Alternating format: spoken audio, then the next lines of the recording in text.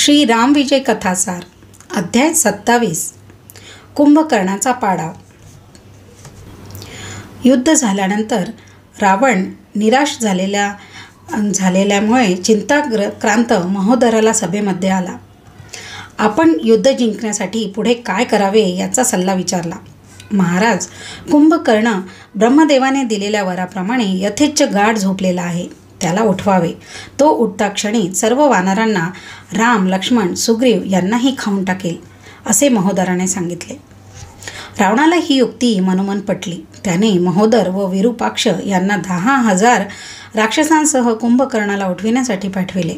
कुंभकर्णाला उठता क्षणीच भयंकर भूक लागत असे. त्याच्या खाण्यापिण्यासाठी 4,000 पखाली मध्यम हत्तींवर घालून नेले. पुष्कळ पशु व अन्नाचे पर्वत बरोबर नेले. तेथे जाऊन मोठमोठ्याने आरडाओरडा केला. नाना प्रकारच्या वाद्यांचे प्रचंड मोठमोठ्याने गजर केले. कुंभकर्णाचे शरीर एवढे अवाढव्य आणि मोठे होते की त्याला पाहताच तेथे गेलेले सर्व राक्षस भीतीने थरथर कापू लागले. तो मोठमोठ्याने घोरत होता. श्वासाबरोबर त्याच्या नाकपुड्यांजवळ हत्ती, रेडे इत्यादी प्राणी खेचले जात होते व श्वास सोडताच ते दूर उडून जात होते. राक्षसांनी त्याला उठविण्यासाठी त्याच्या कानाशी नौबती, मोठमोठे नगारे वाजविले. त्याच्या अंगावरून हत्ती चालविले. नाकात लांबच लांब कळकाची झाडे घुसवली. पण तो काही केला जागा होईना. मग विरूपक्षाने त्याच्या कानाच्या गुहेत अप्सरांना जाऊन गायला सांगितले. त्यांचे गाणे ऐकून मात्र आळोखे पिळोखे देत तो उठला. मद्याच्या पखाली त्याने रिचविल्या आणि मोठ्या आपल्या भरभक्कम अशा दाढेखाली अपार पशु रगडून हाडांसकट चूर्ण करून खाल्ले. अन्नमासांचे पर्वत बकाबका खाऊन संपूर्ण फस्त केले. नंतर डोळे चोळीत त्याने विरूपाक्षाकडे व महोदराकडे पाहिले. हा काय प्रकार चालला आहे? मला अशा प्रकारे का उठविले? त्याने मेघांच्या गडगडाटासारखा आवाज काढून विचारले. विरूपाक्षाने सर्व परिस्थिती त्याला सांगितली. मग मात्र तत्काळ कुंभकर्ण उठून उभा राहिला. तो आकाशाला जणू भिडला. कुंभकर्ण आपल्या परीने हलक्या आवाजात म्हणाला, असाच जातो लढाईला. पण त्या आवाजानेच राक्षसांचीही भयाने बोबडी वळली. वर पाहून खूप उंच आवाजात विरूपाक्ष म्हणाला, आधी रावणाला भेटून मगच आपण युद्धावर जावे. कुंभकर्ण सभेकडे चालला. सुवेल पर्वताच्या पायथ्याशी दोन्ही सैन्य एकमेकांशी भिडली होती. त्यांना तो दुरूनच चालताना दिसला. वानरांची तर भयाने मुरकुंडी वळली. फारच मोठे अरिष्ट आले असे रामाच्या सैन्याला वाटले. कुंभकर्ण रावणाला सभेबाहेर बोलावून म्हणाला, का रे रावणा, का मला उठवलेस? चांगला निद्रा सुख घेत होतो, ते तुला पाहवले नाही का? रावण त्याला शांत होण्यास सांगून म्हणाला, कुंभकर्णा, आपल्यावर फार मोठे संकट आलेले आहे. भावाला संकटात मदत करायची नाही तर केव्हा करायची? रामाची सीता मी पळवून आणली. शूर्पणखेने लक्ष्मणाला वश करण्याचा यत्न केला तेव्हा त्याने तिचे नाक कान कापले. तिच्या अपमानाचा सूड मी असा घेतला. पण आता कोट्यवधी वानर घेऊन राम, लक्ष्मण येथे चाल करून आले आहेत. कुंभकर्णा, त्यांनी तर समुद्रावर दगडांचा पूलसुद्धा बांधला. मारुतीने आधीच लंका जाळली. माझा तर रणांगणात पराभव झाला. तूच आता या पराभवाच्या नामुष्कीमधून सोडव. तूच आता सोडव. राम हा प्रत्यक्ष नारायणाचा अवतार आहे, हे नारदाने तुला व मला पूर्वीच सांगितले होते ना. तू सीतेला पळवून आणण्याच्या भानगडीत असा पडलाच कशाला? बरे, एवढे तू केलेस तर आता तुला तुझ्या दुष्कर्माची फळे तरी भोगलीच पाहिजेत. सीता पळवून आणलीस, तिचा तरी उपभोग घेतलास? कुंभकर्णाने रागानेच विचारले. नाही, ती मला कशानेही वश झालीच नाही. मी तर या बाबतीत बळाने काही करू शकत नाही. ती तर रामाशिवाय कोणाकडे पाहायला सुद्धा तयार नाही. मग तू छद्मीपणाने रामाचे रूप घे, तेवढे तुला काही कठीण नाही, कुंभकर्ण म्हणाला. नाही कुंभकर्णा, मी जर रामाचे रूप घेतले तर दुर्वासना मुळीच माझ्या मनात येणार नाही. मग मला परनारी माते समान वाटेल. आता राम, लक्ष्मणांना मारणेच माझे कर्तव्य आहे, रावणाने सांगितले. ठीक आहे, आता मी सुद्धा युद्धासाठी रणांगणावर जातो आणि त्यांना गिळूनच टाकतो. मुखशुद्धी म्हणून वरती वानरांना खातो. पण तू ते स्वतः कुकर्म केलेस आणि आता मला निस्तरायला लावतो आहेस. कुंभकर्ण रणांगणाकडे वळत म्हणाला. लांब पावले टाकीत तो तत्काळ रणांगणात जाऊन खंबीरपणे उभा राहिला. राक्षसांची सेना व वानरांची सेना यांचे युद्ध चालले होते. त्याला पाहताच वानर इतके घाबरले की त्यांच्यामध्ये मोठी पळापळ सुरू झाली. त्यांचा पूर्णपणे भुभुकार लुप्त झाला. भीतीने कलकलाट करून सर्व वानर मारुती, सुग्रीव, सुषेण यांच्या मागे व राम लक्ष्मणांच्या मागे जाऊन लपू लागले. त्यावेळी सुग्रीवाने कुंभकर्णाला आव्हान दिले व त्याचे नाक आणि कान कापण्याची धमकी दिली. कुंभकर्णाने सुग्रीवाला पकडले व काखेत दाबले. सुग्रीवाचा श्वास कोंडला, पण कुंभकर्ण त्याला पकडल्याचे विसरून गेला आणि वानरांवर हल्ला करण्यासाठी पुढे चालला. तेवढ्यात सुग्रीव त्याच्या काखेतून बाहेर पडला व त्याच्या खांद्यावर चढून त्याने आपल्या हातांनी त्याचे दोन्ही कान तोडले व नाकाचा चावा घेऊन नाकाचा शेंडा तोडला. कुंभकर्णाला तर मद्याच्या धुंदीने ते काहीही जाणवले नाही. रावणाने ते पाहिले व कुंभकर्णाला उंचावरून आरसा दाखवून त्याची कल्पना दिली. तेव्हा ते पाहून कुंभकर्ण भयंकर संतापला व वानरांना घेऊन टाकू लागला. मारुती, नल, नील, अंगद, सुग्रीव, जांबुवंत, ऋषभ, गवाक्ष, गंधमादन, शरभ इत्यादी मोठमोठे वानर त्याच्यावर एकापाठोपाठ एक न थांबता पर्वतांचा भडीमार करू लागले. पण त्यांचा त्यावर काहीच परिणाम झाला नाही. तो तसाच रामाकडे धावला. त्याला लक्ष्मणाने आव्हान दिले. शेकडो बाण मारले, पण ते सारे व्यर्थ ठरले. बिभीषणही आडवा झाला, पण कुंभकर्णाने त्याची निंदा करून त्याला हातानेच दूर लोटून दिले. तो रामाच्या दिशेने पुढे येऊ लागला. त्या पर्वतासारख्या राक्षसापुढे कोणीच निर्भयपणाने उभा राहीना. नाक व कान नसलेल्या त्याच्या भयंकर विद्रूप तोंडातून रक्ताचे ओहोळ त्याच्या अंगावर वाहत होते. त्याला पाहून वानर किंचाळून पळू लागले. मारुतीने कुंभकर्णावर कितीतरी पर्वत फेकले, पण कुंभकर्णाने अगदी सहजतेने ते फुलांसारखे उडविले. रामाने त्यावर प्रचंड बाण मारण्यास प्रारंभ केला. रामाचे बाणही त्याच्या त्या अवाढव्य शरीराला सुई इतकेच टोचत नव्हते. साध्या बाणांचा त्याच्यावर प्रभाव पडत नाही.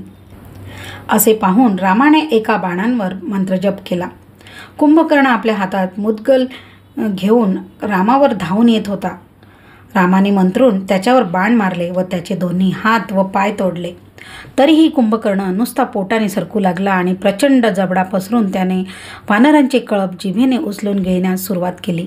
तेव्हा रामाने एक बाण मंत्रून नेमका मारला व कुंभकर्णाचे प्रचंड डोके चोडविले. ते मस्तक त्या रणभूमीवरून जे उडाले ते लंकेत जाऊन पडले व त्याखाली कित्येक घरे मोडून कोसळली. त्यावेळी एवढा प्रचंड आवाज झाला की त्या आवाजाने सारी लंका हादरली. रावणाच्या कैदेतील देवांनी आकाशातून सूक्ष्म रूपाने रामाचा जय जयकार केला. रावणाला सर्वजण आधार देऊ लागले. रावणाच्या 10 डोक्यांच्या 20 डोळ्यातून अश्रू ओघळत होते. इंद्रजित आपल्या वडिलांचे सांत्वन करीत होता. लंकेत हाहाकार उडाला होता. इंद्रजिताचे सामर्थ्य अपार होते. त्याला अनेक सिद्धी प्राप्त होत्या. त्याने रावणाला पुष्कळ धीर दिला. 6 राक्षस वीरांना घेऊन तो स्वतः मग रणांगणात उतरला. अशा प्रकारे अध्याय 27 येथे समाप्त झाला. अध्याय 28 इंद्रजिताचा पराभव. रावणाच्या सभेत 6 वीर उठले. महापाश्व, महोदर, देवांतक, नरांतक, त्रिशीर व अतिकाय असे ते 6 वीर तेथून फार मोठे सैन्य घेऊन बाहेर पडले व रणांगणाकडे गेले.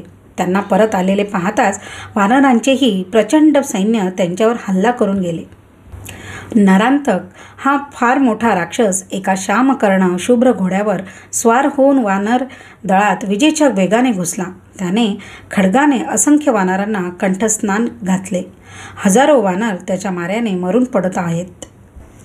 हे पाहून अंगद अकस्मात मागून पुढे आला व त्याने नरांतकाला आपल्या एकाच मुष्टिप्रहाराने ठार केले. पण महापाश्व, महोदर, देवांतक व त्रिशीर हे 4ही वीर अंगदावर चाल करून धावून गेले. अंगदावर त्यांनी सर्वांनी मिळून एकदम गर्दी केली. त्या प्रकाराने अंगदाला क्षणभर गोंधळल्यासारखे झाले. पण तेवढ्यात त्याच्या मदतीला ऋषभ, नळ व मारुती हे तिन्ही वानरवीर धावून गेले. मारुतीने देवांतकाला त्याच्या नावावरूनच वारंवार हिणविले. देवांचा अंत करणार म्हणे. कोणी मूर्खाने तुझे हे नाव ठेवले? असे म्हणत त्याने एकदम त्याच्या छातीवर एक जोरदार लाथ मारून त्याला ठार केले. देवांतकाचा अंत झाला. त्रिशिरा राक्षस त्याच वेळी पुढे धावला, पण मारुतीने एका मोठ्या झाडाच्या तडाख्याने त्यालाही नष्ट केले. ऋषभ वानराने महापार्श्व राक्षसाला पर्वतखंड फेकून त्याखाली चिरडून मारले. रावणाच्या सेनेतील रावणपुत्र अतिकाय राक्षसाने वानरांकडे लक्षच न देता रामावरच हल्ला केला. गवय, गवाक्ष, कुमुद, शरभ व मैंद असे 5 वानरवीर वेगाने त्याच्या दिशेने धावले व त्याच्यावर मोठमोठ्या शिळा फेकू लागले. पण त्याने त्याचा प्रतिकार करून बाणांनी 5ही वानरांना घायाळ केले. बिभीषणा, हा कोण महान वीर? असे रामाने विचारले. हा तर अतिकाय आहे. रावणाचा हा अतिशय पराक्रमी पुत्र आहे. बिभीषण म्हणाला, रघुनाथा, खुद्द ब्रह्मदेवांवर सुद्धा याची सत्ता चालते. याचा समाचार तुम्ही स्वतः किंवा लक्ष्मणानेच घेतला पाहिजे. तेवढ्यात लक्ष्मण चवताळून अतिकायावर धावून गेला. त्याचे व अतिकायाचे त्यावेळेस तेथे महाभयंकर युद्ध झाले. अतिकाय आपल्या रथातून आगीसारखा बाणांचा वर्षाव करीत होता. लक्ष्मणाने त्याच्यावर असंख्य बाण मारले, पण सर्व बाण त्याने तोडून टाकले. त्या अतिकायाने सोडलेली शस्त्रास्त्रेही लक्ष्मणाने फुकट घालविली. त्या दोघांचा असा चाललेला अस्त्रांचा भडीमार पाहून उतरवीरही युद्धाऐवजी बघ्याचे काम करू लागले. त्यावेळी लक्ष्मणाने एक दिव्य शक्ती असलेला बाण मंत्रून अतिकायाचे शिर वरच्या वर उडविले. ते पाहून राक्षस तेथून जीव घेऊन पळत सुटले. रावणाला तो समाचार कळताच तो दुःखाने मूर्छित होऊन जमिनीवर पडला. इंद्रजिताने त्याचे सांत्वन केले, पण रावण फारच शोक करू लागला. तेव्हा इंद्रजिताने रणांगणात प्रयाण केले. इंद्रजिताने रणांगणाच्या एका बाजूस एक महाभयंकर यज्ञ केला. त्या यज्ञातून एक दिव्य रथ उत्पन्न झाला. त्यात सारथी, धनुष्य, भाते, बाण व अनेक दिव्य शस्त्रास्त्रे भरलेली होती व रथाला घोडेही जोडलेले होते. इंद्रजित त्या रथात चढला व रथ ओढून आकाशात मोठमोठ्या ढगाआड गेला. त्यातून त्याने वानरांवर अखंडपणे बाणांचा वर्षाव केला. हजारो वानरांची शिरे गरगरत उडून पडत होती. त्यावेळी इंद्रजिताने राम लक्ष्मणांना सुद्धा आपल्या बाणांनी घायाळ केले. अनेक वानर त्याने बाणांनी घायाळ करून भूमीवर पाडले. वानरसेनेत असा मोठा हाहाकार उडवून इंद्रजित मोठ्या गर्वाने खाली उतरला. लक्ष्मणाला मूर्छा आली असे पाहून राक्षसेना जय जयकार करीत परत लंकेत शिरली. इंद्रजिताच्या पराक्रमाचे वर्तमान ऐकून रावणाने इंद्रजिताचे फार कौतुक केले. वानरसेनेत चिरंजीव असा हनुमंत व बिभीषण हे दोघेच फक्त सावध होते. राम शोकमग्न होता. रात्र झाली आणि नंतर अंधार पडला. शोध घेता घेता जांबुवंत विवळत पडलेला आढळला. त्याने लक्ष्मणाला मूर्छा आल्याचे कळताच मारुतीला म्हटले, द्रोणाचल पर्वतावर याचा उपाय करण्याच्या औषधी आहेत. त्या जर कोणी त्वरित जाऊन आणल्या तर लक्ष्मण व इतर वानरही संजीवनी दिल्यासारखे पुन्हा उठतील. ते ऐकताच मारुती द्रोणाचल पर्वताकडे उड्डाण करून गेला. कित्येक समुद्र ओलांडून तो काही वेळातच द्रोणाचल पर्वताजवळ आला व तेथे उभा राहून पर्वताला नम्रपणे विनंती करू लागला. पण पर्वत त्याला मुळीच दाद देईना. मारुतीने त्याला राम व लक्ष्मण लंकेमध्ये रणांगणावर कसे बेशुद्ध पडले आहेत ते सांगितले. पण ते ऐकून सुद्धा पर्वताला त्याची मुळीच दया आली नाही.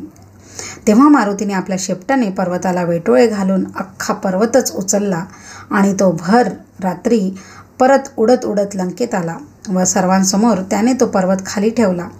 पर्वतावरील वनस्पतींचा सुगंध तेथे सर्वत्र पसरला. लक्ष्मण व इतर सर्व वीर पुन्हा शुद्धीवर आले. सर्वांच्या जखमाही बऱ्या झाल्या. सकाळ होईपर्यंत सर्व वानरसेना पुन्हा पहिल्याप्रमाणे जोरजोराने रामाचा व सुग्रीवाचा जय जयकार करू लागली.